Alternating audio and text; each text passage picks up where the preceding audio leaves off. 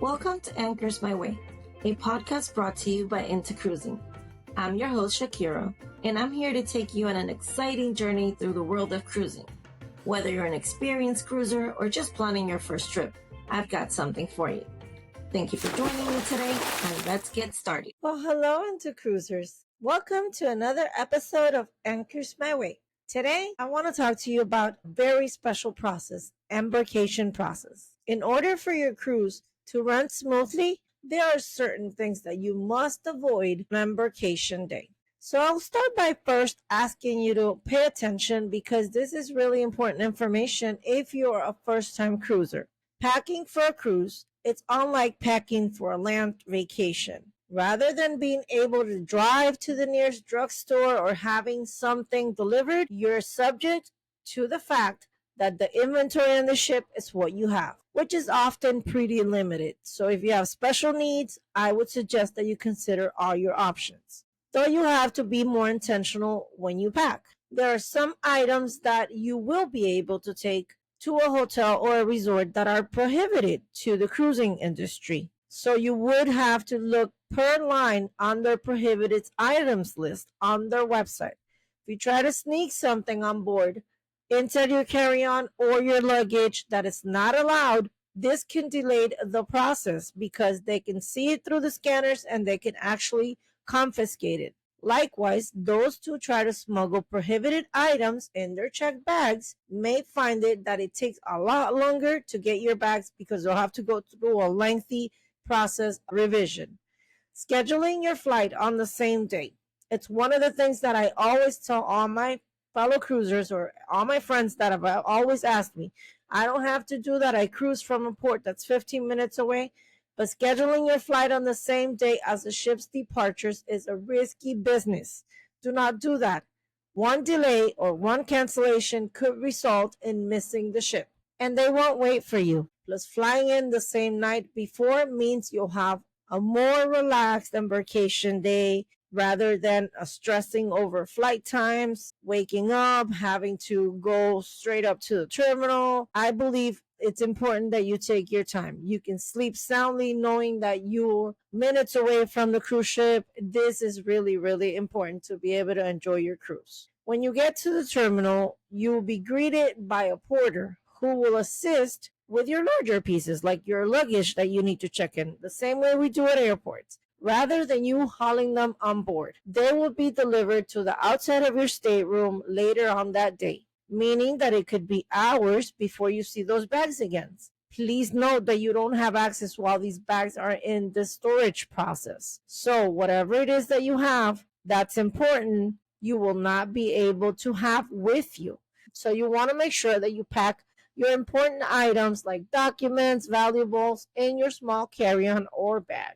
For example, passports, medication, jewelry, electronics, swimsuits, anything that you might need for those couple of hours that you're going to be without a luggage. You don't want to send your suitcase off and later realize that it's holding your passport. Although usually the porters are pretty good and will ask you, do you have your passport? So they help out a lot with that. Guests are required to show to their cruise documentation prior to entering the terminal. So once you get to the terminal, any large items and anything other than your carry-on should be checked in to the baggage drop prior to entering the terminal. Once inside the terminal, guests will be directed to the check-in line. Every line has a different check-in process. Overall, most of the lines are very similar. I always tell everyone to check in online.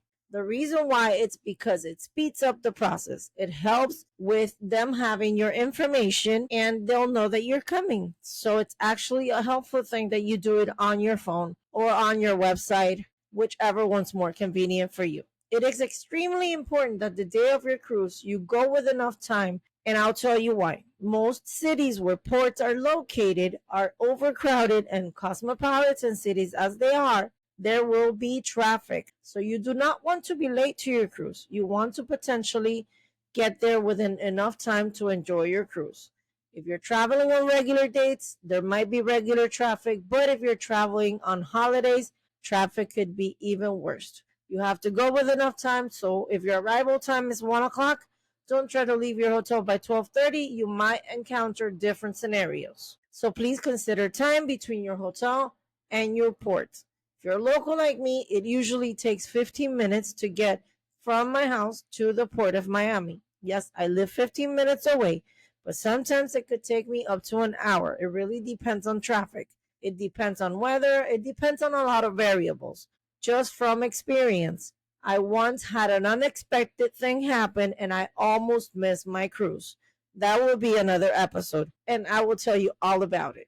I will give you later on another episode a journey of how I had to go to the port from work. It was actually the port of Fort Lauderdale, and I got there super late and almost missed my ship. That would be another episode, but it actually happened to me. The check-in and the onboarding process onto the ship, the timing can vary, but it's usually about 10, 15, 20 minutes. It's usually not long hours. I'm not going to generalize. Usually I travel the most out of Miami. I'm not sure about other ports or if you're doing an inaugural sailing. Depends on the volume of people, but it's usually a short wait. It's never really a huge 2 long hours. Before the ship can set sail, guests must complete the muster drill.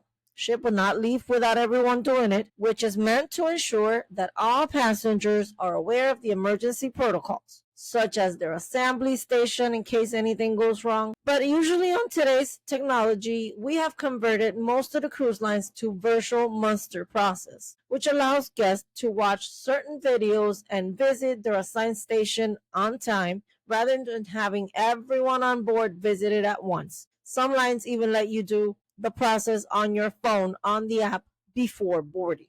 Regardless of all the excitement, Embarkation Day, completing your muster drill is a must and cannot slip your mind. But if it does, the ship's crew would make frequent advices throughout the entire ship to remind you that the muster drill must be completed. Those who fail to show up to complete their muster drill will have their names and their staterooms handed over to the crew members who will be responsible for tracking them down. Passengers will be given another opportunity. However, if you fail to complete it again, the cruise line has the right to kick you off the ship without a refund. What is the first thing I do? I usually pre-book all my activities and all my extras. But some lines don't allow you to do it, so it depends on how the line works. It really depends on how you handle your cruises as well.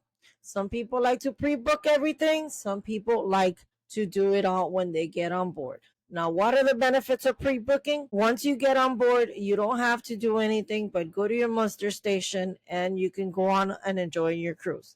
If you haven't pre-booked anything, then you have to go book your activities, your shows, your Wi-Fi, get your drink package. So you kind of like waste time on that first day. So it depends on your priorities and how you want to handle it. But in order to have a smooth process, I would advise to book everything in advance if it's possible. Some lines don't allow it on the app, so you still have to do it on the actual ship. My first option would always go do the Wi-Fi because communication is super important to me, so I prioritize that all the time. I also try to reserve and book the shows on the app, and if it's not available on the app, as soon as I get on board, I try to book all my shows because sometimes they have limited spacing and you might miss them. Speaking from experience again, when I went to the Embassy World Europa, I got on the ship and everything was so beautiful. I started walking around. I didn't book my shows and I was not able to see any shows on the entire cruise because they were all fully booked when I realized it late at night, that same boarding day. So everything I'm telling you is because I've either seen it firsthand or I've experienced it. What do I do when I get into my cabin? The first thing I do is put away my important documents, my passports in the safe. I don't walk around the ship with my handbag and my passport because you could easily lose it. And that would get you in trouble getting on and off the ship, and especially if you're doing international traveling. It means you're going to have a smooth sailing because everything is ready and organized. If you're running all over the place, you're going to be stressed out. You might have the first day so overwhelmed that you might miss activities due to lack of planning. Another thing I would like you to consider is debarkation when you're getting off the ship. It really depends on your preference, like I always tell everybody. It's up to you. I like to take my luggage, for example. So debarkation process is a process that you could either take your luggage with you when you go, or you can leave it the night before outside of your stateroom and they'll take it, but they will not give it to you right away when you get off the ship. Same as airports, you have to wait until your luggage is available. So I like to get up early, walk off the ship. I usually walk off the ship with my luggage since I go straight to work the majority of the times. I gotta go real fast, so I don't have time to wait for my luggages. I walk out of the ship and I just have to make sure to wake up early and do an express walk off, which is usually taking place between 7 and 8 a.m. at the latest. If you want to turn in your luggage, that is also fine. If you're not in a hurry, you don't have to go anywhere. You can go ahead and enjoy your breakfast in the buffet or the main dining room if it's available. It really depends on what ship you're doing. You can enjoy the last hours on the ship and then go and wait for your luggage. If you don't have anywhere to go, that is fine. You can wander freely and you won't have a problem. That is also another way of debarkation, and that's perfectly fine. I just wanted to bring these points up to you and hope you have learned tips about embarkation and debarkation day. Like I always say, you can contact me on social media and ask any questions that you like. And I really hope that you've enjoyed this process of embarkation, and I hope your next cruise you have a smooth embarkation and debarkation. I really hope you've enjoyed this episode, and stay tuned for my next episode where we'll be talking about what do I prefer, short weekend cruises or long 1 week or 2 week cruises. So stay tuned and I'll see you in the next one.